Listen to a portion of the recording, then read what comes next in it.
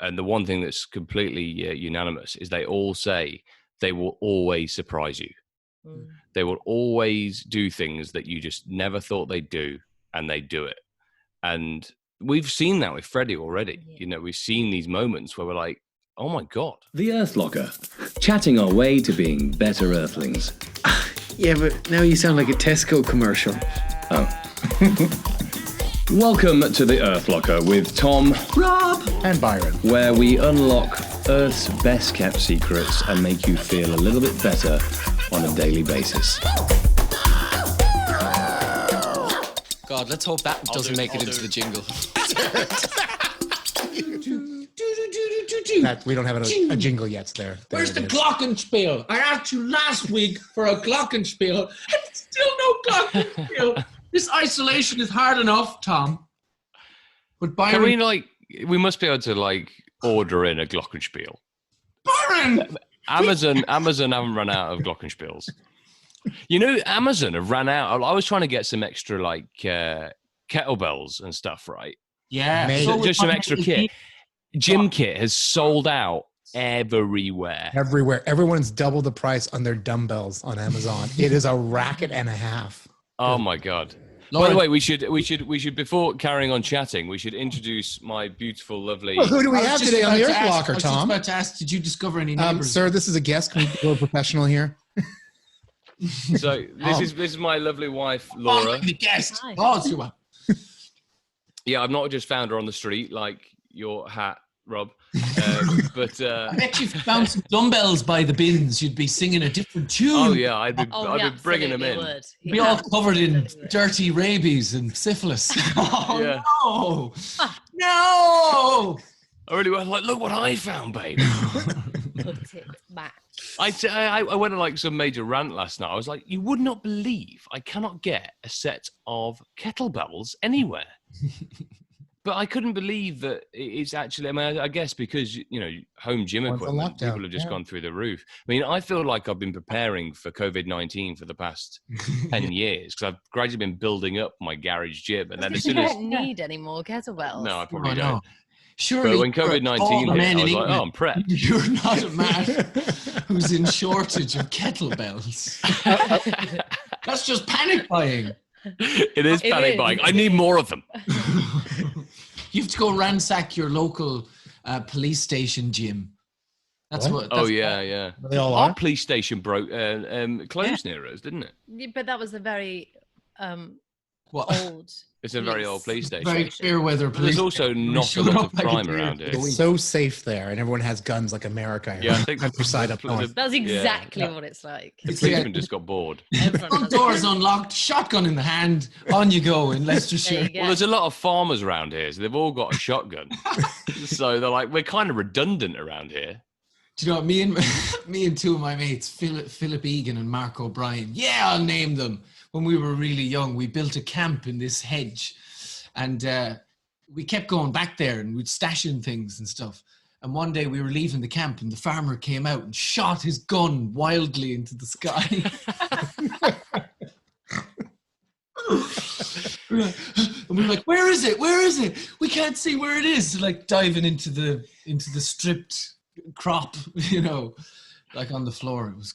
There was a thing when we were younger that farmers did use guns as a threat. I'm not sure if that still happens now. My for the kids. dad's a farmer. Does he? He has. No. A hockey stick. I have caught Is that when Tom came over for the first time? He had his hockey stick. No, the minute he saw him. This is my daughter. No, he came out with the guys from Bad Boys too, like Will Smith and. No, so they came out he's obsessed with that scene. He wants to do that scene for. I'm going to do that scene one day when someone comes and takes my daughter Truly out for a date. They're getting that scene, and I threaten them. Good Lord. Has to be done. Just has to. Yeah, just for a laugh. It's like the only good things you get to be as a dad. It's mad when it's done to you. Just threatening their partners. Yeah, it's terrifying. I had it done quite intensely to me once. Like, to the point where it's like, I don't know if this is charming. I think you really mean it. Well, then he did a really good job. Well on him. Good dad. Yeah. I had a mate who went round to his his new girlfriend's house in Scotland, and you know this vicious rivalry between Celtic and Rangers up there in Right. Glasgow. Mhm. He literally went through the door, and before he said anything else, he went, "Catholic or Protestant, son?" Oh my God. And he went, "Protestant." He went, "Right," and then walked back into the lounge. Didn't give him anything else after that. Was it the And right he or was the wrong like, "It's answer? probably not going very far." Was that the wrong answer? Yeah. That was the wrong answer. Oh, okay. The wrong answer. That was, he put on the wrong bandana. Yeah, that was that. It's crazy. It's vicious though, that rivalry between those teams. Even after one of them broke and went way down, got relegated loads. Didn't Oh rate yeah, people. he goes so Well, well, it yeah. goes down to a religious thing as well. Yeah. It's so true. So Hey, hoppers. Hopper. yo, Why are we here? What are we talking about? it's nice What's the theme yeah, for the Earth Locker It's nice today? to see your lovely kids on. I just got bored here on my own in quarantine, so I wanted someone else to come and do a podcast with me. Yeah. He just invented a podcast. Now we're all on it. Yep. So, yeah, it's lovely to so there in the Hopper home. Yeah, so here we are in our humble abode. So, In our but lounge. behind us, I guess one of the reasons, really, the main reason why we're all here and why I wanted to bring Laura on to the Earth Locker is because, well, the biggest part of our life is these two little faces behind you. It's two little Behind pups. us there. These little Yeah. pups. So we have Freddie. We here. didn't put them there just for this podcast. Yeah, they actually do. They actually are there. Yeah, they look They're like they live there. staged. They're rent-a-children. Yeah, exactly. Yeah, but They they're do just look stock like they images. live there, them Of yeah. random children. But yeah, I mean, a big part of the reason why I personally wanted to start the Earth Locker, and Rob knows about this when we first spoke about it, is that when I sort of started my journey on food as medicine and turning my own life around, it sort of came into a huge part of our development with our son Freddie, mainly because Freddie is autistic, and when myself and Laura delved into the research of autism, we found that there was a huge correlation to diet and being able to help autism and the sort of, I suppose, the gut. the effects of gut autism and the behavior of a child with autism and the development, all through diet. And I think it's really important that we talk about this, and so other parents that are going through it can see that there is potentially other options, because I think a lot of people don't know about it. That's the biggest thing. The Earth Locker, I think, is a great opportunity to let people know about things that we have discovered, and talking to experts that we've spoken to that are discovering amazing new things that are quite simple things to implement. On the threshold, sort of activating the body to heal itself. I mean, even just the research to talk to you about this, I think autism is a fascinating topic and something that's been growing and it's getting bigger and bigger. And I struggled to find anything positive.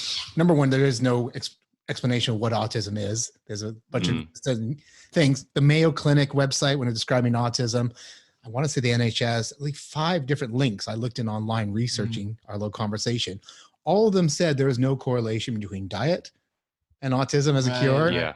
I mean, in big paragraph about it, a big paragraph about immunization has definitely been proven not to do autism, but you don't know what autism is or how it's caused. So how can you say there's no correlation? So you don't know. Tell us, Tom, so when you guys say things to look out for, things to avoid of other parents, future parents, whatever, what would some of those things be, do you think? And what were the changes, broadly that you guys... Right. So every child is different, number one. Every person is different, as we've discovered on this podcast, that every person has no universal diet for anyone, right?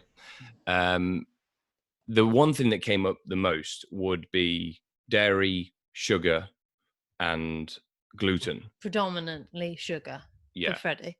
We had him tested to see if he had a gluten intolerance, and he doesn't, but we were advised to try and make him as gluten-free as possible. The way they described it to us was, if you imagine your digestion likes to only digest a pearl. When you have gluten, it's like digesting a string of pearls. So it's really hard for your body to digest it. So for Freddie specifically, when there's such a link between his gut and his brain. That sort of thing can disrupt him quite a lot. But sugar was one of the things that, so whilst we were doing some of the tests on Freddie, we made him gluten-free, but to try and stick with the foods that he already liked, to not upset him too much, because he can be quite picky with his foods, we tried to stick with things that he was already eating, but just a gluten-free version of it, which ended up being full of sugar. What sort of things, Laura? What sort of Like gluten-free breads, or that's got loads of, so much sugar. Yeah, so much sugar and just additives. If you look at the ingredients list of a lot of gluten-free breads, if you go to Or a gluten-free biscuits, section, or biscuit, just general like anything. packaged goods from gluten-free, the ingredients list is as long as my arm, and I've got a long arm. You do. I do. It's like being a vegan and people eating all these meat substitutes, which are just well, that's exactly the same problem, right? Yeah. Because ultimately what we're talking about here is processed food, and we all know, I think we can all agree, that processed food is fundamentally bad, and we should all be trying to eat more whole foods. And also, I think that gluten-free bread feels like eating some skin that recently came off the ball of a long-term homeless man's foot. Yes, it's not that bad. it absolutely does. You nailed it, does Rob. taste like that. Yeah. I was going to leave it at tramp's toenail, but then I realized that's another name for pork scratchings. I was just confused on it. Hey, what is the timeline, Tom? Sorry, between you, when did you get married? Freddie came in. When did you start going down the more alternative route with Freddie? So you had already switched on before Freddie was born, or after, or when did that? This is an interesting subject because, me and Laura came at this from different angles, really, in terms of, and this is what's really interesting as parents, because, I'm extreme in a lot of my thinking, as, some people know, but it was my goal to, from day one, always give Freddie 100% whole foods, and I didn't want him to try this, that, and the other, or like this packaged goods. And Laura felt that it was important that Freddie had variety and wasn't restricted in any way. And that I didn't want him to feel controlled. Yeah. I think just from my experience with people that are in my life, the ones that were controlled when they were younger mean that they have a really strong emotional connection with food, which means that they either don't eat or they eat too much, and it's all controlled by their emotions because they were controlled with their food when they were younger. So I just wanted Freddie to be able to try everything and try and educate him as much as I could on the things that were good for him and the things that, this isn't as good for you, so but you try it, and you try not to have it too much, so that he didn't feel like we'd controlled that. I mean, we went to know that Freddie was autistic because he didn't show any signs of autism until he was about 18 months old. Wow. Looking back now, ideally, we wouldn't have started him on anything like trying things like a biscuit or things like that. Mind you, now we've cut out sugar. He actually doesn't know what some of these things are. That's the thing. I mean, we now give him things that we make ourselves. So we make things with coconut flour and with monk fruit extract and natural sweeteners. And I could put a bar of Cadbury's in front of Freddie now, and our cookie that we make him, or like a piece of our bread that we make him, and he'll choose that every time because he has no idea now what a bar of chocolate is. How severe, guys? How severe for people is Freddie's autism? Well, that's a good question, because it's sort of a tricky one depending on the day. Right. It depends. I think nowadays they say that there isn't, people don't like to say that there's a spectrum. They don't like to say whether people are severely autistic or whether they're not, because you could look at Freddie and think, oh, he's severely autistic because he's nonverbal and his understanding level is very low. However, you could also see another child who's possibly highly functioning, but who can speak, who understands, but that child will struggle a lot with the change of routine. So specifically at the moment with lockdown, Freddie couldn't care less. He's absolutely loving it. He's playing in the garden. The change of routine doesn't bother him. Whereas I have friends who are really struggling with their children, specifically autistic kids, who aren't being able to go to school because it's that shift in routine. So yes, Freddie struggles a lot with things like he doesn't talk, and with his understanding, his level of understanding is very low, but sometimes that does work to our advantage because he can't preempt things or get anxious about things because he doesn't understand it yet. Yeah, Freddie very much lives in the moment. So he, you know, if something happens in that moment, it could be the worst thing in the world or it could be the best thing in the world. Like I always say that I think we can all take a lot from the way Freddie views the world, because Freddie will stand in the garden and be entertained by the wind blowing a tree for an hour and just look at it and just be in awe of it, and he'll just smile and laugh and giggle at the way it's moving, you know. And I think it's important to go back to about a year and a half ago when we were at our worst with Freddie, when he was on all this gluten-free, high sugar food. And it's important to notice now the difference in Freddie. So a year and a half ago, once he was on this, we tried to go gluten-free with him. We hadn't really gone hard on the whole sugar thing yet. I don't know how you describe it. It would be that you couldn't get his attention. He was so aggressive. And that was one thing that we were like, whoa, this is a different kid. So how old was Freddie at that point? He was 3.5 or? He was 3, yeah. So we're talking about a year and a half ago now. And but it kind of got into a cycle. Freddie struggled quite a lot with his ear, nose and throat. He had a lot of ear, nose and throat problems. And when we put him onto gluten-free food in that contained quite a lot of sugar, it meant that it contributed a lot towards him getting ill a lot, which meant that there was a certain period, Truly was probably about 3 months old, so he was just over 3, where he would have an ear or a throat infection. He would get antibiotics for a week, and then he'd be okay for a week, and then he'd get another infection. And this carried on for 4 months, which meant that he was really scatty. He would only eat certain foods. He became really picky about his food as well. And what sort of foods, Laura, would he prefer in that time? Was he craving sugar, basically? Is what oh yeah, big time. Crisps or biscuits were his main go-to. And the thing is, we couldn't get him. This is what was so frustrating and caused a lot of conflict between you and I, didn't it? Because we were so desperate to get him off those foods. And you know, I was saying, oh, okay, let's just get rid of them, and there's no option. And then Laura's like, say, well, you're not going to starve him.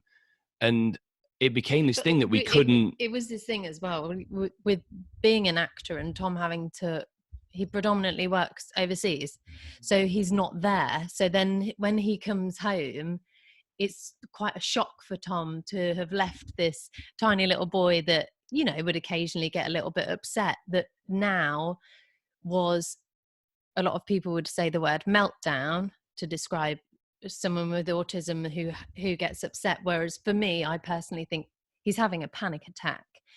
He starts to not be able to breathe, and then he's not trying to hurt me, he's just lashing out because I don't understand what he's trying to communicate, because he can't. So he gets frustrated, and he gets to this point where he's so worked up he has panic attacks, which Tom hadn't been seeing because he wasn't here, because he was working away. And then we went on a family holiday, and when we were leaving, Freddie got quite upset in the airport, not because we were in an airport, just because he didn't feel very well. Turns out when we got there, he'd got an ear infection. And you and my sister, who I'm really close to, both turned around and were like, whoa.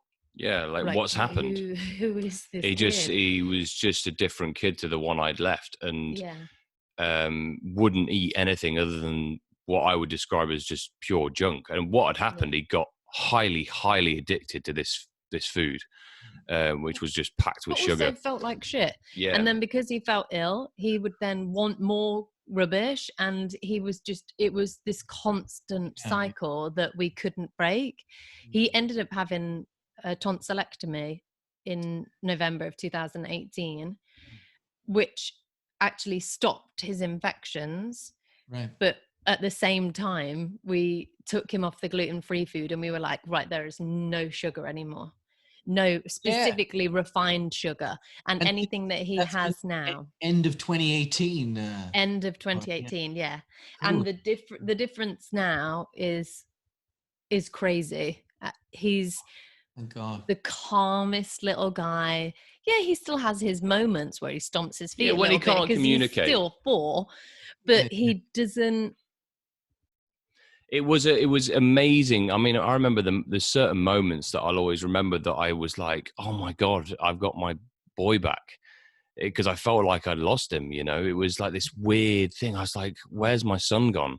And I remember these little moments. One incredible moment was, and this is like, you know, probably 2-3 months after we'd taken him off sugar, I was away, and he'd never really paid attention on FaceTime or Skype, you know, to me. He'd always be looking around somewhere else.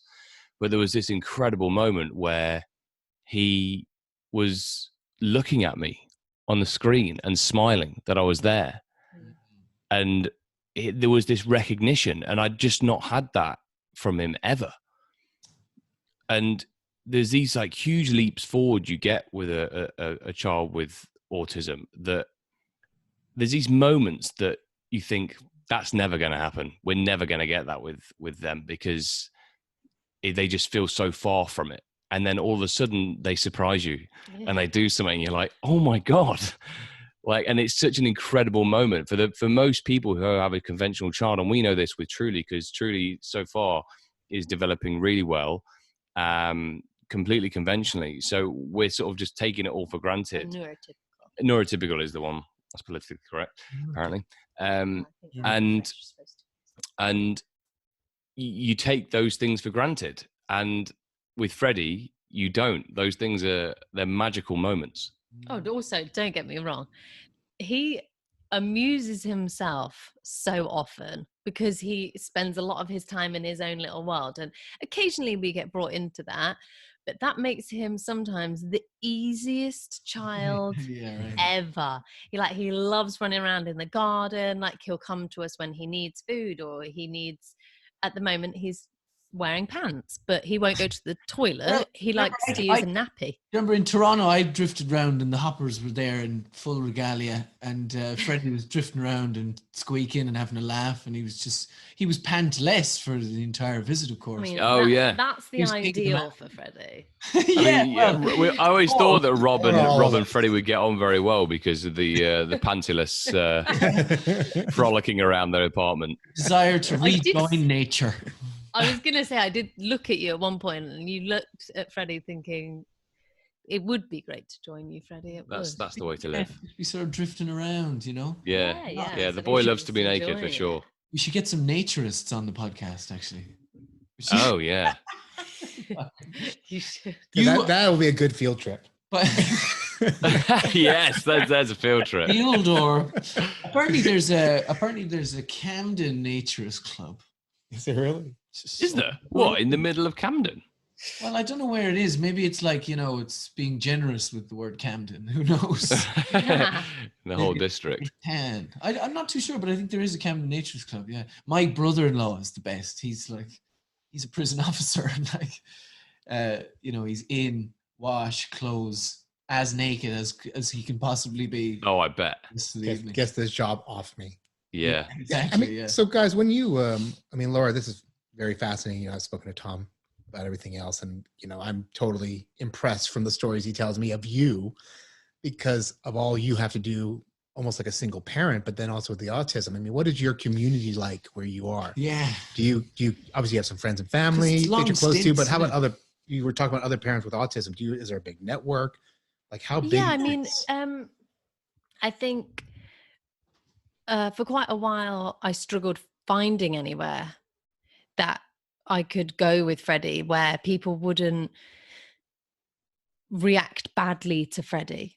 So Freddie likes to squeal, and he likes to run up and down, and he likes to do repetitive movements. And if I took him to certain groups and things, a lot of mums wouldn't react very well to him, or a lot of parents wouldn't react very well to him. Some would. Give us a little example. I'd love to hear the sort of. I suppose is it more in the passive aggression arena, or is there sort of the you should, No, it's more. I mean, sometimes. Don't get me wrong. Sometimes I get some people trying to tell me what to do, which previously, before I had Truly, I would get quite upset, and I'd be like, "Oh yeah, no, I probably should." But having a second, I would immediately respond with, "No, I'm fine, thank you. I'll do this how I'm going to." But as an example, I used to go to this wonderful play group with Freddie, where this woman used to dance around for 45 minutes like a crazed person, and she'd do all these like fun stories and stuff, and the kids would join in, and it was amazing because all the mums would sit there, or parents would sit there not moving at all whilst their kids ran around and wore themselves out. And Freddie didn't like to be in the middle of the circle. He liked to run around the outside of the circle. And I remember one time, it was summertime, so it was quite warm, so people were wearing like short tops or vests or things, and Freddie loves bare skin. He is really sensory seeking, so he likes the feel of skin, and he likes to touch other people's skin, and he likes to rub himself on you, and he loves it.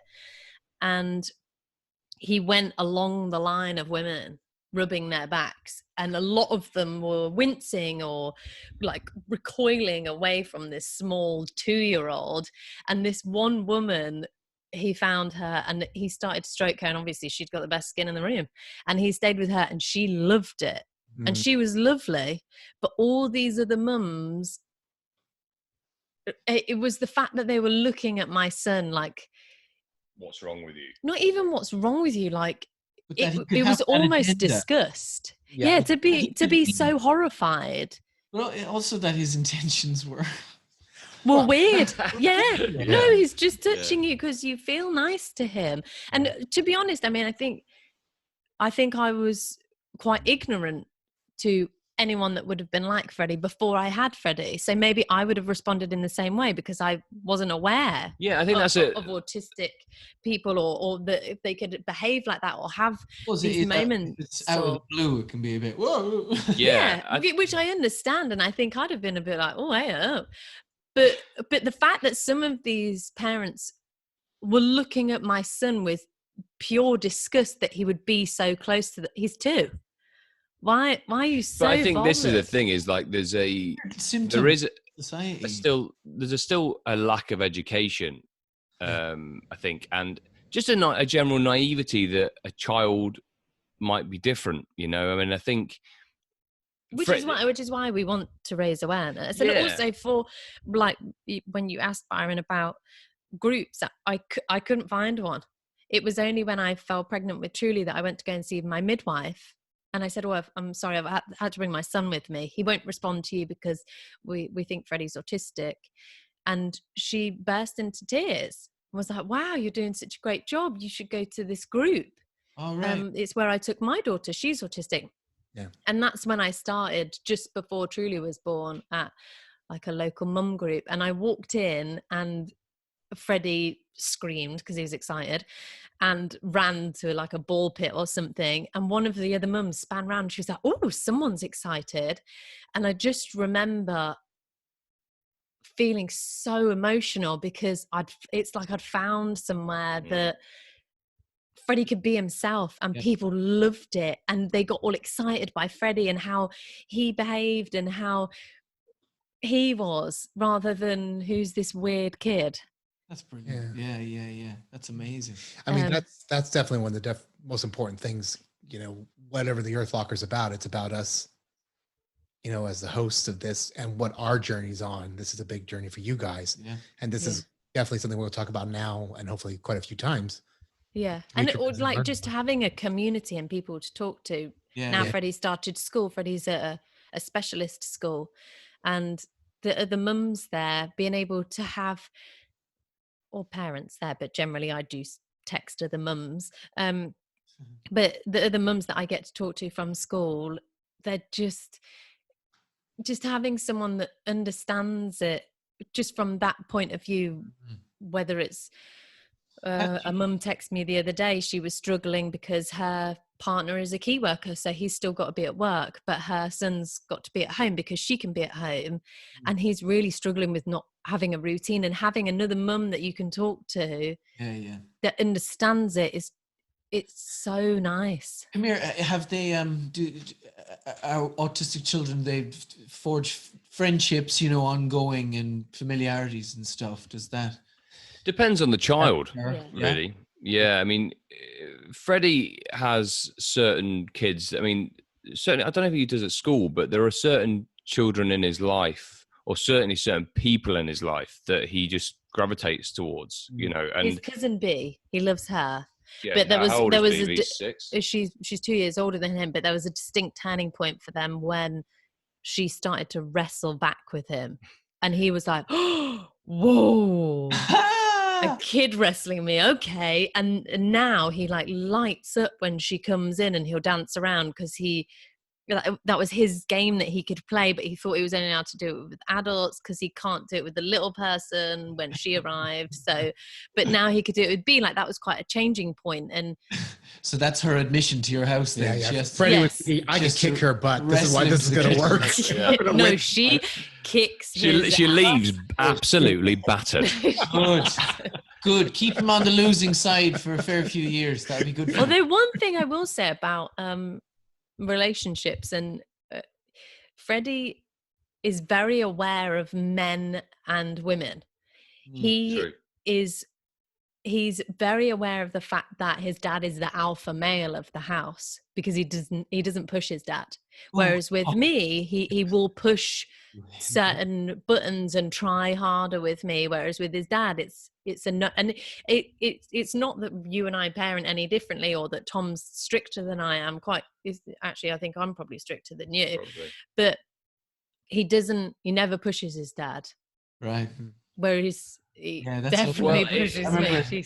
as a kid, my mother would make maybe 2 laps round to try and get me out of bed in the morning for school. And then the last threat would always be, you'd hear Dad rumbling across the hall, you know, and she'd have woken him up at like having finished a shift or whatever 4 hours before. But he'd go, "I'll wake Dad up, I will." And you're like, Yeah. all right, yeah. And then next you'd hear the, who's like, The rumbling. all right. I'm up. Fear of, yeah, exactly. How, Coming to school. I mean, we learned a little bit earlier about Alzheimer's being the #1 disease for women in the UK, which I found a fascinating statistic. Yeah. But I also know through my research that autism is also on the rise. Massively. Yeah. I mean, how much bigger has it been or getting? Or I think it's now, it was I think 20 years ago, it was something like 1 in 20 children or something. And now it's like 1 in 8 or something. Yeah. It's yeah, it's really dropped. But I mean, the thing is, listen, this is my theory on it, and it's from my own research and speaking to experts in the field. But if you look about the correlation of the Alzheimer's problem, of about all chronic disease that we're dealing with, that has been massively on the rise. The same with autism. You cannot ignore the rise in our lifestyles, in diet. We just cannot ignore those factors, that the rise of fast food and the go-to foods and the additives and all these things in our foods, and the rise in sugar. These are contributing factors without a shadow of a doubt. I mean, all the research of the top people in the world that are doing it all say the same thing. And I think that has to be looked at. I do have to say too, I mean, I couldn't agree more. With seeing the changes in Freddie, I definitely agree with that. But I do think that a lot of people have gone under the radar in regards to having autism. True. I know specifically with girls can mask their autistic tendencies. Girls will try to fit in with the situation much more than a boy will. So a boy will generally, this isn't always, but boys tend to want to do things by themselves, and they're not really bothered about that interaction with others, whereas girls they try to do that much more. So they mask their symptoms. So they will always try to talk before a boy will, because they're trying to imitate what you're doing. So a lot of girls won't always get their diagnosis. In Freddie's class, there's 10 kids and there's only 2 girls and one's autistic. Yeah, it's certainly more prominent in So you boys think in a young maybe age. it might be more about underreporting why we have more cases. I think Potentially, I think there's is a factor. both, but I do think a lot of people will have been missed. Yeah. Like my mum would say things to me like, though there was a kid when I was younger who was hyperactive, which now I think probably they'd end up getting told they had ADHD, whereas my mum said, oh yeah, they'd be awake in the night and bounce on a trampoline. Yeah. And it wasn't they weren't given a diagnosis to help them through that and how they felt. It was more just, oh, it was a hyper kid. Yeah. And are you with the parents of the girl who has autism? Are you guys friends with them? Do you know them? Yeah. I mean, we know most of the parents. Yeah. But she's quite diet. Have you spoken about diet and all that stuff with diet? It's a very touchy subject. Yeah, because I think it's hard. It's hard anyway when you're talking to parents, because your children are your absolute world, and when it comes to a child who struggles in any way, it's almost like they become your kryptonite. So anytime anyone says anything that is kind of a bit feeling like advice. Yeah, and you also can feel a little bit defensive about it, and it's not even. I mean, people will say to us sometimes, "Freddie's so calm. How have you made him so calm?" And we say, "Well, we have." Sorry, say that again. If they sort of offer the invitation, I suppose it's a good portal to kind of maybe. Oh yeah, and then if they do, then I will always say, "Oh, well, Freddie doesn't have refined sugar," and also because we have had a test done on him that we know what really upsets his gut. So one thing is banana, which we used to give Freddie banana all the time. So this is Viome that we did. Yes. I mean, the thing is with the food thing as well, and it's important to not say, you should be doing this or you should be doing that. True. All we can say is Wow. what we've had with Freddie, and the experience we've had with Freddie, and our journey with Freddie shows us that for him, sugar is terrible, and there are certain things in his diet that we got rid of that made a huge difference for us. One being an orange. An orange. You never think you can't give your kid an orange. Yeah. No, it's true. It's true. I don't give my kid oranges. He gets berries, dark berries, and that's about it. The orange was a no in his microbiome. Yeah. In his Viome list of avoids, and he loves orange. And this is another thing to say in regards to kids with specifically autism, because they can be so picky with their food. Yeah, to try and tell a parent that they should try and change that, when it's really hard to get them to eat sometimes. That to try and make these shifts can be, it's a challenge, and you have to kind of try and find other ways to do it. And I mean, making these chocolate cookies, Freddie absolutely loves them. It's the first thing that he would pick. Send me that recipe, Laura. Tom, you said you promised you'd get her to send it to me, and you haven't. Oh mate, oh sorry, I've got it in a piece of paper. I literally made a fresh batch today. Yeah, I mean they're so good, but I mean that's what's also the other thing to point out about that is, since we took him off sugar, Freddie's taste buds changed. So once upon a time, I can guarantee he would have never eaten these cookies that we now make for him, because they're made with 100% dark chocolate and a little bit of monk fruit sweetener. I mean, they are delicious. And for Tom to say that means they are dark. They're dark chocolate, right? Because I have a sweet tooth.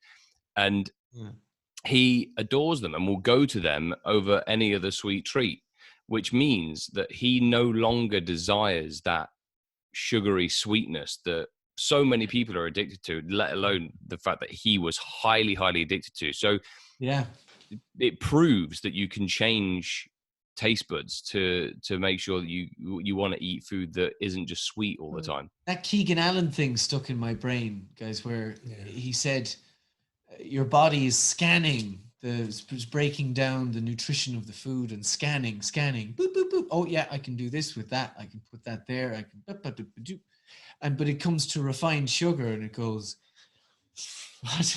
I don't know. And so it just dumps all of it without any kind of process or any sort of, because it has no process for that stuff. Yeah. Just dumps it all into your bloodstream.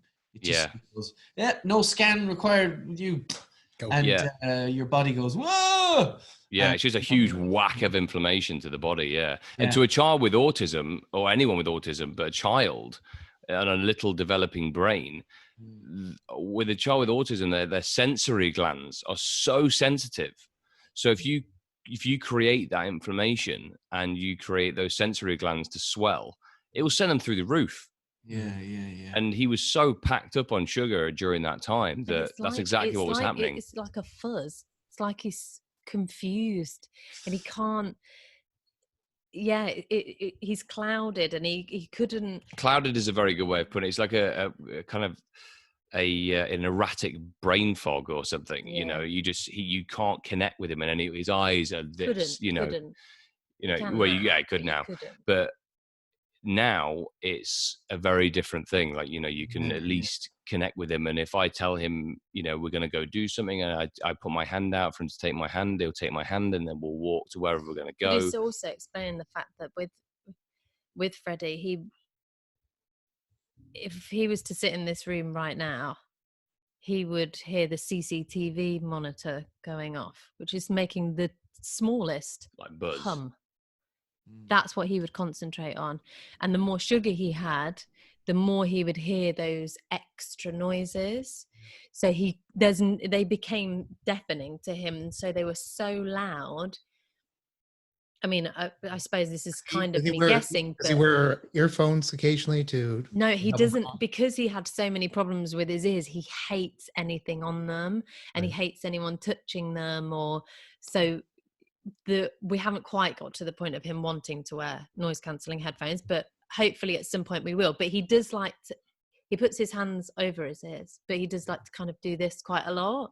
So hopefully we'll get to the point of him wearing headphones. One of my son's classmates, who's in the year 5, Pete. He's a great kid, and he has autism, and he's with them, and he gets a little overstimulated. The teacher will just give him the headphones. He puts them on, calms him down. Yeah. Right. He's a great kid. Yeah, Great that's kid. the thing. When you find little tools like that, I think they're great, uses for them. Like that happy thing that we interviewed Scott about. That could potentially be a game changer, to be able to calm a child down. Because that's the thing, when a child who's non-verbal, who can't communicate what the issue is, it could be the smallest thing they're looking to do. Like, it could be that they need to go to the toilet, but they have no idea how to communicate to you that they need to go to the toilet. That could be a really stressful thing, and they can't focus. In autism, folks, is language, is that something that is often lost? Is that symptomatic of autism? Sometimes the development of language. You can obviously have verbal autistic kids or adults, or non-verbal, but generally one of the flags for a child with autism is that they are non-verbal, or they're very delayed with their speech. One of the things that we found with Freddie is he's not very good with his motor skills. So being able to get a sequence of movements in order to be able to perform them. So before you ride a scooter, you have to balance on it, you have to hold on, and then you have to use your other foot to push yourself along. So there's a sequence of things that you have to achieve before the scooter's going to go. Which to us seems so simple. But for Freddie, and it's the same with talking. You have to think of the word, you have to get your mouth into the right shape, and then you have to vocalize it. It's using those skills, and so we think that's one of the things that Freddie struggles with, because he looks at a scooter and is desperate to have a go, but just cannot work out how he stands, holds Holds on and moves it, which he started to do. Yeah, well, that's what's interesting is since we've had Truly started to do a lot of these things. Yeah. And what's amazing is occasionally Freddie will just go and try and copy something that Truly's done. Right. And he's never done that before. He gives him permission. Yeah, I don't know. It's weird. It's like he's seen it, but he won't go and do it immediately after she's done it. But it's like he's seen it, registered it, and then at some point on his own choice, he goes and does it. Yeah.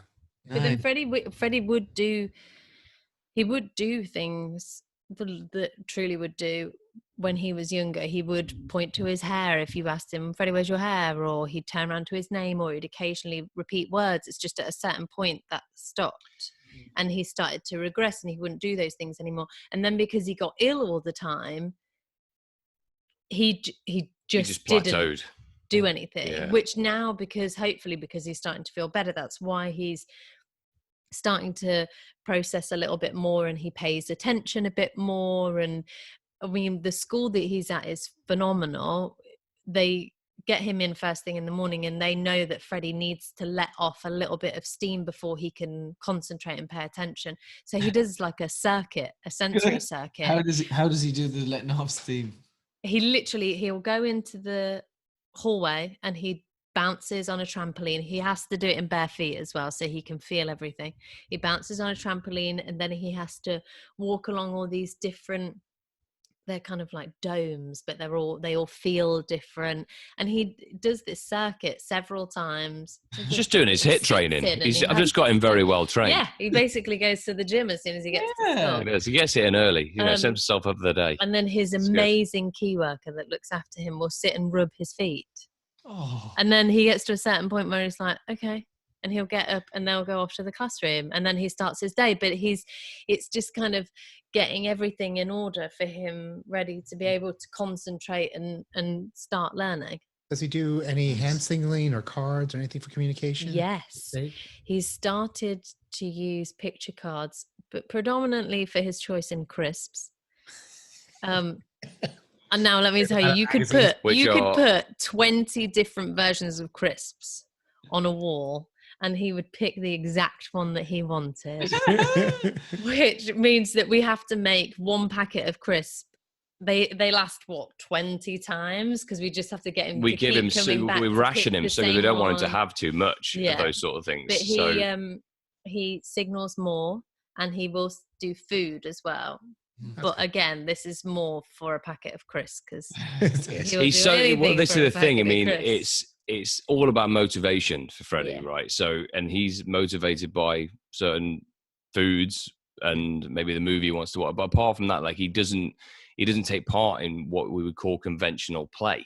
So to get him to say, I want to go to the park with a picture card, he doesn't really associate that. The picture cards are very new though, so we're trying to use the crisps to get him to understand that doing that hand over hand with a picture card means that you'll get that thing that you want. So the more that we can do that, I mean, really, we should get a picture card my face, because he would. Yeah, well, he'd do anything to be with his mum. Get out my face, Dad.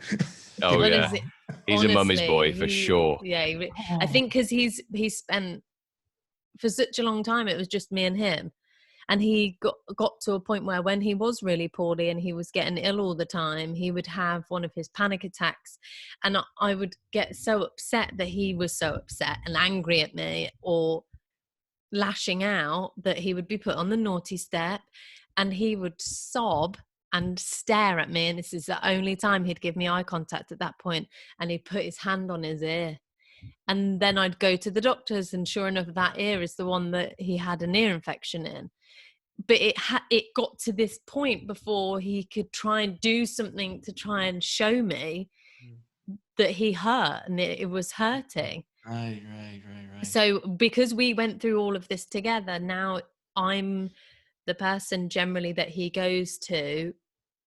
Tom so often, bless you, will go, Freddie, take Daddy, I can do it. I can do whatever you want. And he's like, no. Honestly, it's like he looks at me sometimes like I'm useless. Because I'll go, Freddie, I'll take you. Like I'm like there going, let me help you. And he's like, no, and like pushes me away. Fortunately, I have a daughter who will follow me anywhere. So she's a real daddy's girl. But Freddie is. Yeah, he knows. He spent so much time with me that he knows mum's going to guess it. My mum is going to guess what I want much quicker than my dad is. So I'm going to go to the one that's going to find me the thing I want quicker. He's efficient. Smart boy. He is efficient. He's You're very absolutely efficient. right. Yeah. Hey, so what other kind of things are you doing that would be considered alternative treatments? You know, I know, understanding this is just unique for your relationship with Freddie and what you're trying out. Sugar, no sugar. I mean, what else are you doing? Yeah, we're trying to kind of therapies. Are you? So we're trying to limit dairy because there was a few things on his Viome that came up with dairy. So we're trying to limit that as much as possible, and we are trying to phase out gluten now, like by making as much as we can ourselves for him. Which is hard to do, you know, because the kid eats, and you know the things don't last. So you just got to. He's also a hopper. So yeah, he eats a lot. All the time. So we're doing that a lot, but so that's the big thing on diet. But I was very fortunate to come across and have met up with Dr. Mark Hyman, who's doing some amazing things and had some miraculous turnarounds with children and adults actually with autism, all again through changes in the diet and doing a very advanced testing. So we're going to be going across to the States with Freddie to do a lot of stuff over there with Dr. Mark Hyman. Hopefully in the summer. Hopefully in the summer if the lockdown's over. Yeah, we're booked to go, but who knows? What things do you think? What sort of tests will he do? Do you think it will be microbiome type stuff? There'll be a bit of that stuff. Yeah, it's going like more in depth to specifically to autism. I mean, I'm speaking to Naveen and Naveed Jain and Rob Peller there at Viome as well, and they're doing some really good stuff that's going to be going into that direction. So I'm just trying to surround us with the world's best at the research, you know. And I'll just keep asking the questions until I get answers. And I think ultimately I want to give Freddie the best life, or we want to give Freddie the best life. And but even in terms of not diet related, Freddie has speech and language therapists. Freddie has occupational therapists. We try and get him. Well, what's that, Laura? What does that? I've always heard that term bandied around. I've never understood what an occupational therapist. You have to have a report for an educational healthcare plan, which is a plan to be able to help Freddie through school. But an occupational therapist will come in and help with things like if a child can't concentrate, those fidget spinners, that was something that an occupational therapist would give you. Or as an example, they would work out whether your clothes felt uncomfortable for you, in which case Freddie doesn't like wearing skinny jeans, they're too tight, he'll always take them off. Me neither. Good man. Yeah. Or whether they like to feel things under their feet, which Freddie does. One of the things that Freddie doesn't like is he doesn't like little bits of things. So say you wanted Freddie to play messy play with him and use shaving foam, he will not put his hands in because it's a little bit of something.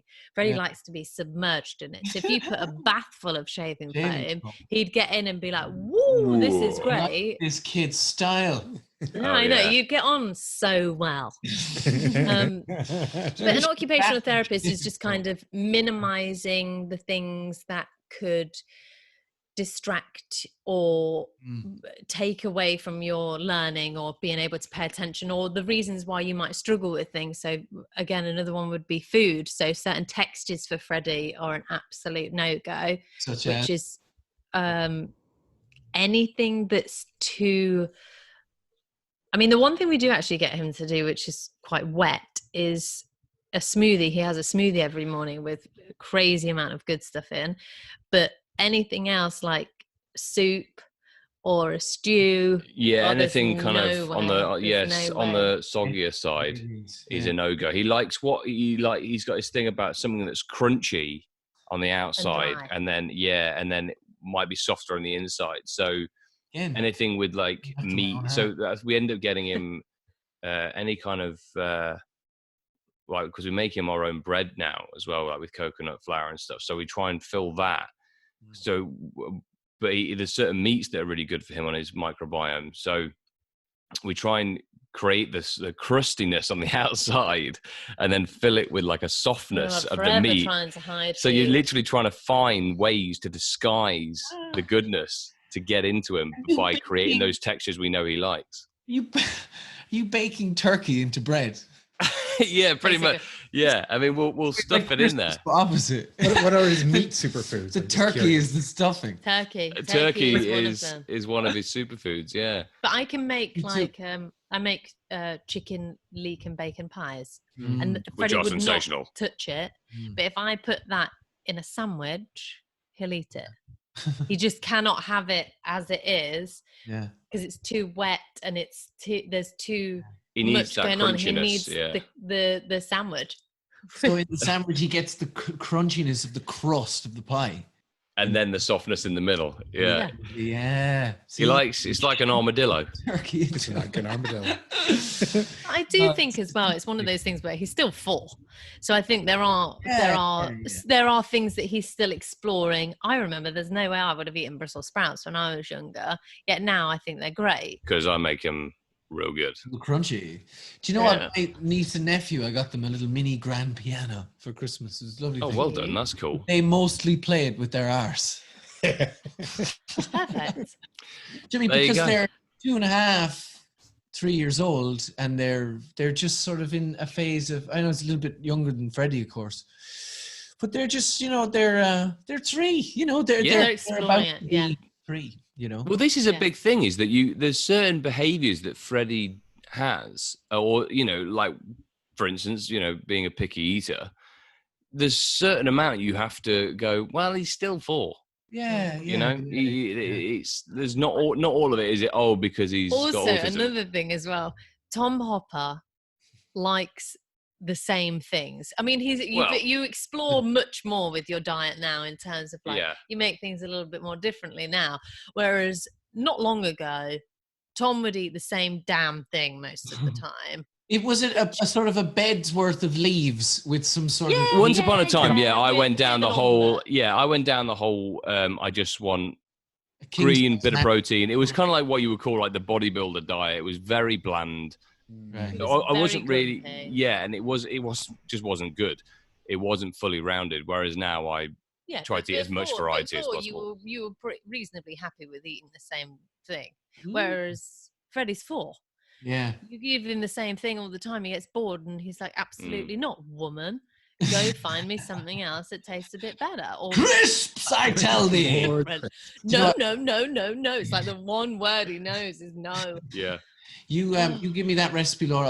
I'll cook for you this sweet potato, coconut milk, and chili soup that goes into Oh yeah. my new signature. It's not my signature thing. I read it in a book. In fact, I didn't even buy the book. My friend took WhatsApp pictures of the book pages and sent those to me. So what kind of a piece of shit am I? But the soup is absolutely delectable. It's so easy as well. It's the easiest thing in Listen, the Rob, world. to you make. come up here. I'll make you some cookies. I will. You do the soup, and you and Freddie can run around naked in the garden. Woohoo! Everyone's a winner. I'll get a modesty pouch, for modesty. Modesty now. Sure. Yeah. Freddie won't have one. Freddie won't For know. those of you not. You know, Tom actually Not in turned the around to TV me in the front other of day and said, if the neighbours couldn't see in our garden, Yeah. he was like, I'd be naked with Freddie. Like, it's so nice and it feels so good. But Tom's like, every time I look up, I'm like, yeah, the neighbours are going to see They're going to me. see. I mean, Tom, you're in the it's perfect position to get a modesty pouch from some costume department on something you're working on. You don't like those though, do you? the modesty pouch things. No. What they- is it like the sock that the Red Hot Chili Peppers wore? What Yeah, is- the weird. Yeah, Yeah. that's right. Yeah, I sort of think, well, what's the point? In what way am I keeping my modesty? Yeah. I feel like I've lost it if I'm wearing that. I might as well just let as it soon as you all lift your hang. leg, that's exactly what I don't want to see. It's like, Yeah, oh, exactly, I yeah. never wear fur again. What's going on up there? It's just fuzz. It's just a bit of fuzz. So the neighbours can't press charges. Do you know what I mean? Oh yeah, Yeah. they could say. Well, he was wearing something Yeah. nude coloured. In our garden. But in our I guarantee you're Did allowed. they press charges? Well, only but it was because in our garden. Matthew McConaughey was done, wasn't he? Cops came around and told him to put some clothes on. Yeah, because yeah. He was In his own house. in his Own own house. back garden playing a bongo naked. Wonderful. God, he sounds great, Yeah, doesn't he? Don't clip his wings, man. No, let the guy fly. Let the guy fly. That's that's a different country. But I don't know about the UK. You got no but police next to you, so you got that in your favor. Who are they going to call? You know? To be honest, They it close the probably- cop stations. it would have the opposite effect. Wouldn't it? You know what I mean? Yeah. You'd have more Leicestershire locals showing up to have a look at Luther's ghoulies over the fence. Oh yeah. Oh Lord, Something to Well, follow. on that note, we digressed. We digress, yeah. slightly. But no, I will come up. I will come up. We've been yattering about me coming and crashing Leicestershire for some time now, and there's no Oh yeah. Byron as well. I'll come. Actually, there's quite a bit Yeah, we need to come. do up there anyway, podcast field trip wise. Oh yeah. Yeah, there's I plenty. heard to do. there's somebody who has a Headquarters. chicken farm with some eggs. That is my parents. Yes. And Yeah, we're never short on eggs. Yeah. nice Never organic sure. farm up there as well that we need. Well, to actually, my mother did turn around to me the other day. She dropped a tray of eggs in our porch. Oh no. And she said, "You're very lucky because these are like unicorn shit at the minute." Oh yeah, that's the thing. Thanks, mother. They are. No, they're doing Little pieces of unicorn shit. Got overexcited about getting eggs, which is bizarre because you can't freeze eggs or anything. But so yeah, my mother dropped them off and told me I was very fortunate that I was getting a whole tray of eggs. Which thank God you married me. What I would know. you do otherwise? Lucky divils. I would have spatulaed them off the floor. Oh yeah. Do you want some eggs? I'll get you some eggs. Yeah. I think it's just be like, no, two spatulas for an hour. Yeah, that's. I can't wait for the abundance of eggs. That's gonna Yeah. Just Okay, I mean, what else do you guys want to say about your journey with Freddie and talking to other parents Yeah. and people? I mean, now we've started to talk about it. Well, we told Openly. everyone over social media about the fact that Freddie was autistic when the day that we got his diagnosis come through. We finally, I think me more than Tom, but I finally reached a point where I felt like I could talk about it. For a long time, I felt like I couldn't. It was a really hard thing to be able to discuss because a lot of health professionals, whenever I met people, had told me that there was something wrong with my son, which is something that's so hard to hear over and over again. And people, I'm going to say specifically mothers, are told it's because they had a C-section or it's because they bottle fed their baby or just a whole heap of rubbish. See, And unproven. oh my God, it's unproven and it's an absolute crock of shit. The one of the women that goes to Freddie's school, her son is exactly the same as Freddie. He's a babe. He's got blonde curly hair and he's gorgeous. Yeah, And Freddie, for I those of you, he looks like a cherub. He looks like he Oh, should be God. sitting on a cloud. he is a Like babe. Blue-eyed, Um, blonde. I think he's probably going to be cropped out, but there is a picture above us. Yeah, But he's there. we sat having a conversation one day and I said, "How was born?" And she said, naturally, sorry, I've now said his name. And I said, "Oh, well, Freddie was via a C-section because he was breech and she bottle fed and I breastfed." That's two completely different ways of doing it. She never traveled anywhere when he was little, whereas we traveled plenty of places with Freddie when he was little. But I think I've felt such a huge amount of blame and I felt guilty because I thought it was my fault, which is completely untrue and a load of rubbish. Freddie was just born differently. There's nothing wrong with him. He's different. He's spectacular. And now that we've reached a point, more me than Tom, of being able to talk about it, we want other people to be able to talk about it. We want people to be able to reach out and have those conversations, whether your child is 2 or whether your child is 25 and you're worried about it, or you just want another parent to talk to. Then I think that's more what we're trying to achieve with Yeah. talking about it. Freddie more. I must connect you to Keith. You know, I mentioned before, Tom, I make Yeah, Keith Duffy, right? Yeah, a Boyzone and an actor and stuff as well. And he's done Oh, loads. did you for- just say Boyzone? She- Oh Lord. Your favorite band? Is that what? Don't. This takes me right back. Takes me right back. Wow. Sure, Yeah, we can be friends. Exactly. Yes. Yeah. And I'm sure he'd probably do you a few bars of a number, if you ask. He's a very generous fella. But he's done loads for Autism Ireland. Like he's done loads of fundraisers over the years. He gets loads of famous people to come to some golf club near Dublin, and then they do a charity golf game, and all the money goes to Autism Ireland. And he's opened about 11 or 12 centres around Ireland, actually. Oh wow, great. Yeah, I mean, I think that's important. I think it's important that we collaborate with other parents, with other people that are trying to do the same thing. I mean, I think my big thing is that there's a lot that's being done to help with the existence of autism in our lives, right, and how to cope with it.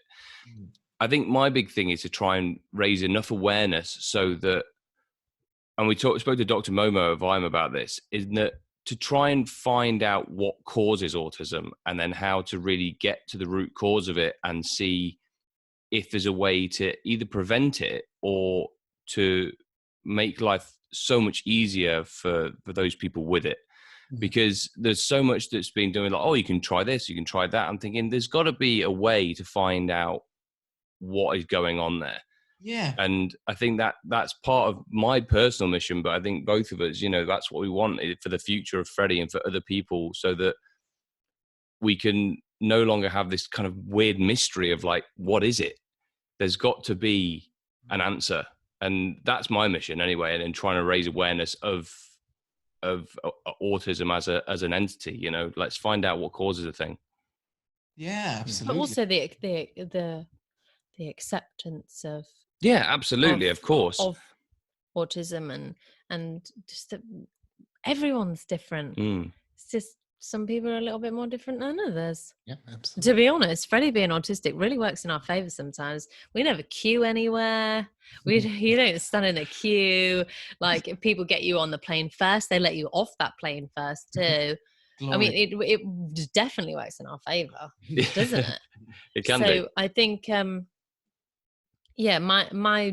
would probably be for people to be able to talk. I don't want anyone to feel as lonely as we did going. Yeah, because it can be a very lonely time. I want people to really reach out to others and feel like there's people they can talk to, and there's an interesting thing, actually, isn't it? There's an interesting sort of if like news, oh, this is going to have this effect on this person's life, but it's not. It's one version of the story, isn't it? As you said, you have this magnificent being, and there's all these perks and things in life, and there's all these wonderful ways in which it's like the rest of life. It's one big sort of mixed bag, isn't it? And I think people, I think in people's minds where they tell themselves a doom and gloom, fatalistic version of the story forever forever and after. Totally. In that beginning, see sort of no joy, no perks, no fun, in that news, when in fact you guys are a living testament to the opposite. Yeah. And I think it's important that because one revelation I had as a father, like I had dreams of, when Freddie was born, of, having a son. You dream, a guy like me, dreams of kicking a football around with their son and like tossing a rugby ball around and, the usual stuff you expect to do with your son. And I think I went through a stage of, like we both did, of denial, of trying to convince ourselves that he was conventional and thinking, oh, it would change. And I would try and almost like force him to be what I wanted him to be, as opposed to just accepting what he was. And I think the biggest revelation I had was when I tried, rather than trying to get Freddie to enter into my world, I entered into Freddie's world and started to try and see the world like Freddie does. And once I started doing that and admiring stuff that he was admiring and getting down to his level and seeing the world the way he did, I had this amazing moment of acceptance of Freddie, of the way he sees the world. And that's all it is that people with autism see the world differently. And it's hard for them going into the real world as adults and as children in school and stuff, because they are a minority and they are having to fit into our world. So the only way we make it work for them, if we all fit into Freddie's world, life would be easier. it would be a dream. Yeah. A dream. It'd be so much fun. But it is scary. It is scary, the thought of Freddie not ever being able to communicate. We don't know if he'll ever be able to talk. So maybe he'll always be nonverbal. Maybe he will use an iPad to be able to communicate what he wants. But the idea of let's say if he grow up and remained nonverbal, what would that look like? Where would he perhaps live?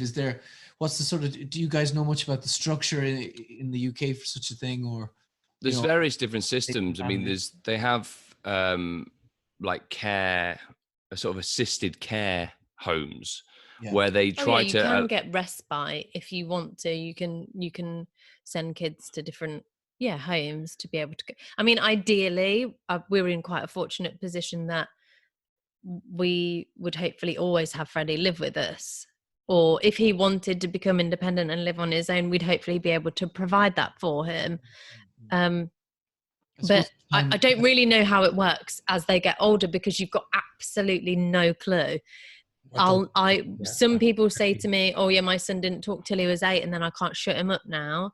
And then other people will say that their child never talked, but they will use an iPad to be able to communicate, and they tap on certain things that makes a sentence, and that's how they get some at the supermarket or go about being able to communicate with others that aren't within their immediate circle. The one thing that I can say, that people who have reached out to us on social media, parents that have got children with autism who are now older, adults, is that and the one thing that's completely unanimous is they all say they will always surprise you. They will always do things that you just never thought they'd do, and they do it. And we've seen that with Freddie already. We've seen these moments where we're like, oh my God, like even a month ago, I would have said there's no way he'll ever do that. Like even now I could say, nah, he wouldn't do that. And then he just does these things where you're like, oh my God. So we thought there's no hope really of like toilet training Freddie, because he had no understanding of going to the toilet. He'd just go. And then he started to get really grumpy about, he just getting really frustrated about having his pants on at certain times, his clothes on. To be honest, we're going to give this to my sister. Tom and I swanned off to the Maldives, and my sister stayed looking after our two, and he'd been wearing pants before, but never really got on with them. And then she was constantly putting the pants on him. She'd take them off, put a napkin on, and then she'd take it off if he didn't do a wee. And then he got to this point where he was kind of waiting for the nappy to do the wee. And then kind of by the time we came back from the Maldives, we kind of kept this little routine going where he'd wear the pants until he got to a certain point. And then the kid just took off. The next thing we know, he's wearing his pants, and he will go to a drawer where the nappies are kept. He will get his own nappy and he'll give it to us like, okay, I need a wee now. I need a wee. Wow. So, which is phenomenal. Which he would just never have done before. The fact that he can communicate so much. And sometimes I think we forget how much he can communicate. The fact that he's been able to register he needs a wee, go and get the nappy and give it to us and say, you need to put this on me now. Which he'd actually be able to do it himself. I think he just likes the fact that he's just a bit lazy. And that's a recent development? Is that more recent? Yeah, since January. Yeah. January, cool. So he's 4.5. Which we never expected him to do that. And then the other day I was sitting moaning to Tom saying, I can't believe the work they've sent from school. How on earth is Freddie supposed to be able to do any of this? One of them was he had to trace along a line. It was called a bunny hop. He had to trace along with a pen. I said, there's just no way. And I'm sitting there moaning about the fact that he's never going to do it. And then that afternoon he came, sat on my knee. He picked up the pen. I held over the top of his hand. I did a hand over hand, and we drew along the line together. Nice. And then I sit there like, okay, so you understand way more than I think you do, because you definitely heard me moaning about it earlier, and now you've absolutely nailed it. Yeah. So that's why it's just so tricky, because you don't know how much they're really taking in. Seems like But- there's been, with the diet implementation and everything, that you guys could be seeing cognitive progress. Hopefully. I think that's the hopefully. idea. And the fact Yeah. that he's not ill anymore. The idea that he had glue ear as well, so he couldn't hear anyway, and he had grommets fitted 3 times before he had his tonsillectomy. So the fact that he couldn't hear, he had all these infections, he felt ill all the time. He was on antibiotics all the time, and we fought like cat and dog because of, so desperately not wanting him to be on any more antibiotics. Because every time you take antibiotics, it nukes your microbiome and has to start over again. So for a developing little brain, it's a lot.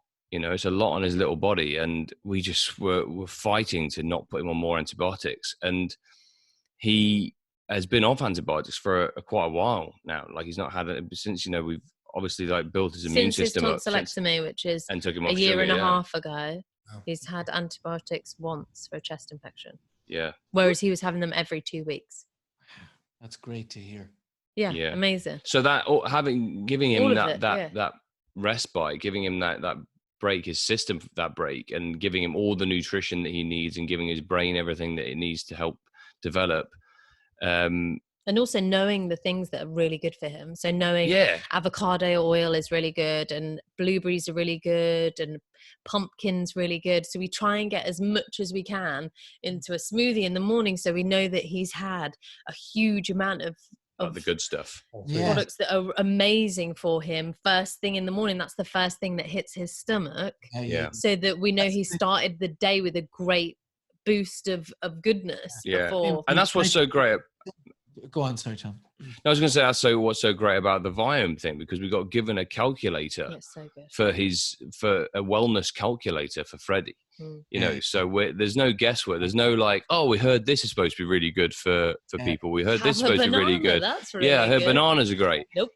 We know exactly what is perfect for Freddie right now, and we're actually getting a retest done on the microbiome on Viome, because things can change, especially in a child, right? So they're changing all the time in your microbiome. So we're getting him retested now to see if a lot of those things have helped, and is there anything else that he now needs? Is there anything else he should be avoiding? So we're just trying to stay on top of it as much as possible. I think there's such a lovely, warm, positive feeling you get when you, at the start of your day, as you said, Laura, you take in whatever, like in my calculator results, apple cider vinegar was one of the things, and lemon water, they say, in first thing in the morning. So when I have those things first thing in the morning, it's just like the mental positivity that I am awashed with, because it's cumulative. And I think by you guys, giving him the food, and also just that positive, like, certainty, that confidence, that sort of, it's so profound, it's such a powerful thing that you guys are conveying to Freddie, I think, but also to know as well, so often with Freddie, we feel like we're walking around blind because we don't know if he's ever going to do things, or whether he understands us, but to know that mug of goodness in the morning is going to be so helpful for his day. To start him off like that is so good. Well, it's what I always say, because good. there's so many things that are out of our control, right, in society, and the various different toxins and stuff in life that always seem to be attacking our bodies. The one thing that we can be in control we have is our thoughts and our actions. Exactly. Right. So one of the things that we are in control of one of our actions is what we put in our mouths, and if we can just get that down to a fine tooth comb. Yeah. I mean, the thing is, I'm not. I mean, Tom's quite rigid with it. Whereas if Freddie goes to a kid's birthday party and he sneaks a little bit of birthday cake that's got sugar in it, it's just, I'm going to make sure that then he doesn't have anything that can spike those levels when he's at home. Yeah. But it's not to the point of being crazy over it or jumping at him if he's picked up something that he shouldn't have. It's just kind of like, we'll deal with it. Let's have Giving this him the wrong energy. instead. And constant. I think one of the things that Freddie has taught us is patience in an abundance, Yeah. but also energy. He reacts so much to energy. Anytime that Tom and I have ever had a disagreement, which we're both actors, it can be dramatic. If there's ever a disagreement, Freddie feels it before it's even reached a certain point. He immediately has his hands to his ears, he hums, he will move out of the way, or he'll sit on me. He's almost trying to be protective, and he'll sit on me. And one of the things he's taught us is to never get to that point, or try and avoid it as much as possible, and keep that energy in a really good place, so we're not scaring anybody. Or it's so funny, kids are sometimes the best receptors of that energy. I think I was in the park the other day, and there was a man who was playing with two small kids, and there was a ball, and like he was just, on paper you would describe it as, it was a man playing with a ball and two children, but his energy, the guy was a bit of an asshole, and his energy was quite bullish and quite corrective, and quite, and the kid, and he kept going, "You're not doing it right. Why are you crying? Why are you always crying?" You know what I mean? He was like, because you're yelling at me. That's why. Because of you, obviously. It doesn't take a rocket scientist. But he was like, I suppose maybe in his head, on some level, he was out in the park having quality time with his kids.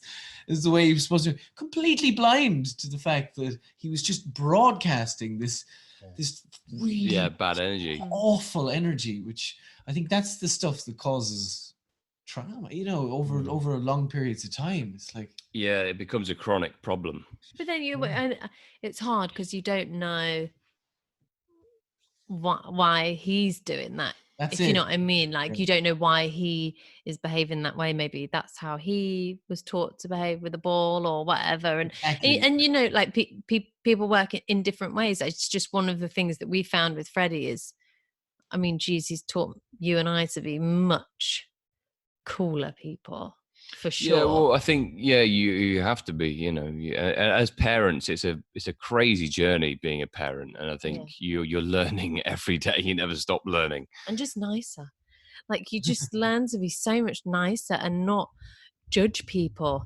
I see people now have kids in a supermarket that are having a bit of an upset or getting annoyed, and my first thing is, do you want me to do anything to help? Can I help you? Rather than tutting or being like, my child wouldn't do that.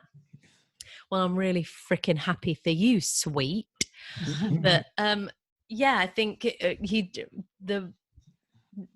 he's taught us more than ever to just be nice. Be nice, be kind to everyone around you. You don't know other people's circumstances or their situations, or, just be nice. Obviously, there's certain people that are assholes. That happens.